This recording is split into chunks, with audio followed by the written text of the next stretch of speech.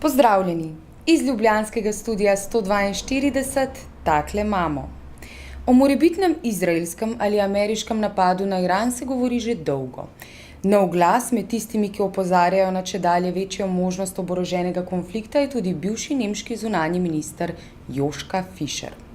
V zadnjem članku pravi, da se je napetost na Bližnjem vzhodu povečala zaradi zgrešene ameriške zunanje politike. Namesto da bi države na osi zla osamili, so dosegli prav nasprotno. Iran je postal regionalni hegemon prav zaradi ameriške politike v regiji, latentno rivalstvo med Izraelom in Iranom pa je postalo odprt boj za dominacijo Bližnjega vzhoda. Rezultat vsega tega so presenetljiva, če ne celo bizarna zavezništva med Iranom, Sirijo, Hezbolahom, Hamasom in strani Američanov podpiranih šiitov v Iraku ter na drugi strani Izraelom, Saudovo Arabijo in ostalimi sunitskimi državami regije. Po besedah Joschke Fischerja je očitno, da izraelska politika ocenjuje, da je konec mandata predsednika Busha zadnji možni termin, v katerem bi imeli neomajno podporo ameriške administracije za napad na iranske jedrske objekte. Še posebej zgovoren je bil obisk predsednika Busha o praznovanju 60. obletnice Izraela. V svojih nastopih Palestine skoraj ni omenil, večino časa je posvetil iranski grožnji. Tudi glede na najnovejše izraelske nakupe vojaške opreme je očitno, da nameravata Izrael in ZDA iranski jedrski program končati z vojaškimi in ne diplomatskimi sredstvi.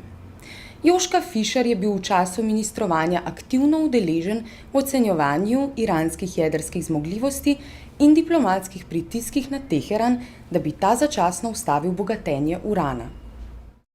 Po vseh Guantanamih, Bagramih, Abu Ghraibih imamo sedaj še plavajoče zapore za teroriste, ki ogrožajo Ameriko, ves svet in seveda nas. V operacijah ugrabljanja teroristov je sodelovalo 17 ladij, ki so služile kot plavajoči zapori za teroristične osumljence. Glavna pomorska baza za te operacije je otok Diego Garcia, britanska kolonialna posest, dana v najem Američanom, s katere so pregnali vso avtohtono prebivalstvo. Početje ameriških oblasti potrjujejo izjave ameriške vojske, Sveta Evrope, parlamentarnih komisij Evropske unije in izjave prič. Ameriška administracija vse obtožbe zanika. V času od leta 2006 do danes naj bi bilo po poročilih ugrabljenih še vsaj 200 ljudi.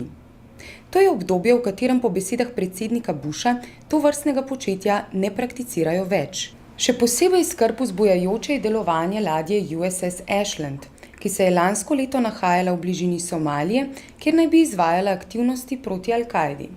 V tistem času je bilo ugrabljeno večje število somalijskih, kenijskih in etiopskih državljanov. Skupaj jih je izginilo več kot 100. Po lastnem priznanju ameriške administracije po celem svetu v skrivnih zaporih priprtih najmanj 26.000 ljudi. Skozi skrivne zapore je od leta 2001 šlo vsaj 80.000 ljudi.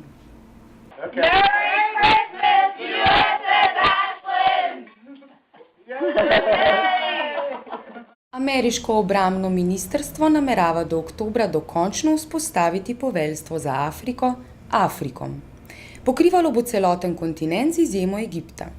Zaenkrat na tem območju ne bo stalnih vojaških enot z izjemo obstoječe baze v Džibutiju.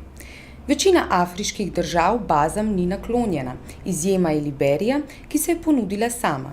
Bazam naj bi bilo neuradno naklonjeno še 7 držav.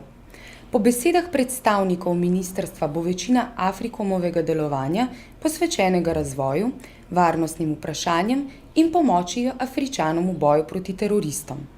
We still must fight. We still must fight to ensure that the Bush administration and Congress knows that this is not the priority of the American people. Izrael je za 10 let prepovedal vstop v državo prominentnemu akademiku Normanu Finkelsteinu. Razlog? Varnostni zadržki. Profesorjevo ogrožanje državne varnosti ima dolgoletne temelje. Izrael je obiskal že 15krat, nikoli ni bil kaznovan, je Žid in je potomek staršev, ki so preživeli holokavst. In je kritik ravnanj Izraela do Palestincev. Če bi se skliceval na izraelski zakon, ki vsem Židom priznava neutovljivo pravico do povratka, torej izraelskega državljanstva, bi mu v državo morali dovoliti vstop. Iz načelnih razlogov je to možnost zavrnil. Na letališču so ga zadrževali cel dan, potem pa napotili nazaj. Večina izraelskih medijev je dejanja države obsodila in ga pripisala pritiskom ameriških cionističnih organizacij ter izraelske desnice. Podoben problem je imel nadškof Desmond Tutu, Nobelov nagrajenec za mir in posebni odposlanec ZN za človekove pravice. Tutu je problem rešil elegantno.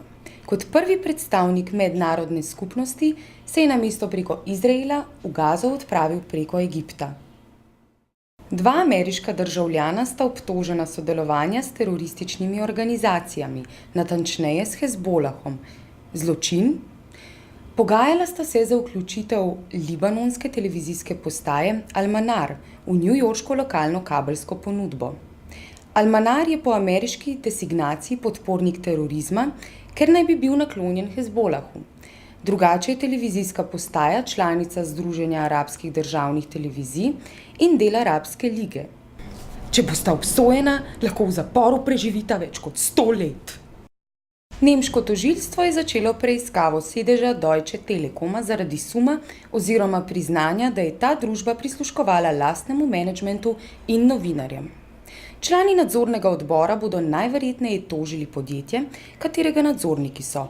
Podobno bodo storili nekateri časopisi in novinarji sami. Za prisluškovanje so najeli detektive, ki so nadzirali telefonske klice z namenom izslediti vire odtekanja informacij medijem. V soboto je Deutsche Telekom izdal sporočilo za javnost, v katerem pravi, da je bil zaveden odločitev o prisluškovanju. Krivi so slabi nasveti zunanjih svetovalcev. Ne le, da so novinarjem prisluškovali v njihove delovne prostore, so namestili celo kamere. Večino vohunskih operacij je bilo izvedenih med letoma 2000 in 2005. To je drugi največji škandal v nemškem privatnem sektorju po verigi diskontnih trgovin Lidl. Vodstvo tega trgovca si je ne le zaželelo posnetkov zaposlenih na delovnem mestu, v odmorih, vecejih, Voaristične užitke so iskali tudi v komunikaciji in interakciji zaposlenih izven delovnega časa.